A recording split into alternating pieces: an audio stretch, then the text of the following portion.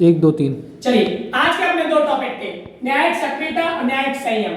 न्यायिक सक्रियता का अर्थ होता है न्यायिक गतिशीलता। क्या होता है? न्यायिक गतिशीलता। पहले अपन इसका विकास और उत्पत्ति देखते हैं, कहां से आया। ये अमेरिका से आया। कहां से आया? अमेरिका से।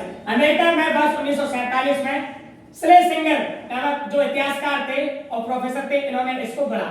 भारत में भगवती, चिन्नप्पा, कृष्ण अय्यर जैसे न्यायविदों ने इसको देखा। ठीक है, इसकी परिभाषा जानो पहले।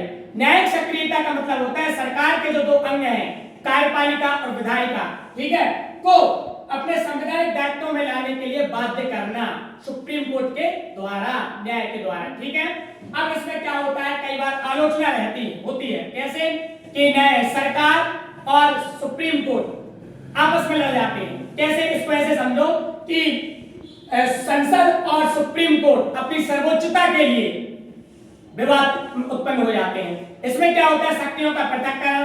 क्या होता है?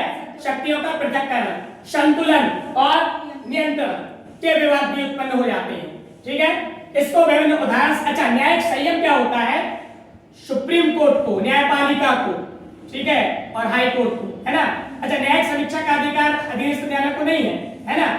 तो न्यायपालिका को अपने संयम में रहकर कार्यपालिका और विधायिका के मामलों में हस्तक्षेप नहीं करना चाहिए। आपको संविधान की व्याख्या करनी चाहिए, नीति निर्माण में हस्तक्षेप नहीं करना चाहिए। समझ गए? चलिए अब इसको विभिन्न उदाहरण से अपन समझते हैं। जैसे 2004 सत्यनारायण बनाम ईस्टर्न पावर डिस्ट्रीब्यूशन केस में गडकर एक जो न्यायमूर्ति थे, उन्होंने फैसला सुनाया कि किसी भी व्यक्ति को कदाचार के आधार पर यदि कोई कंपनी निकालती है तो उस व्यक्ति को अपनी बात रखने का हक है, उसकी जांच होनी चाहिए।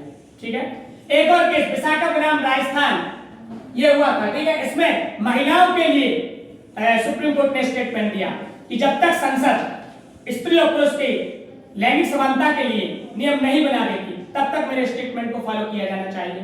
तो ये तब महिला इस विशाखा बनाम राजस्थान केस में बोला। केशवानंद भारती केस में बोला कि कार्यपालिका हस्तक्षेप ना करे मूल ढांचे को लेकर। ठीक है, गोलकनाथ केस में बोला कि विधानसभा को मूल ढांचे के लिए संशोधन का अधिकार नहीं है। विधानसभा किसको है? संसद को है। ठीक है, और मूल ढांचा भी, इसमें मूल ढांचा में परिवर्तित नहीं होना चाहिए। ठीक है, तो विभिन्न अलग अलग विभिन्न स्टेटमेंट दिए हैं न्यायिक समीक्षा के लिए भी, न्यायिक सक्रियता के लिए भी। ठीक है।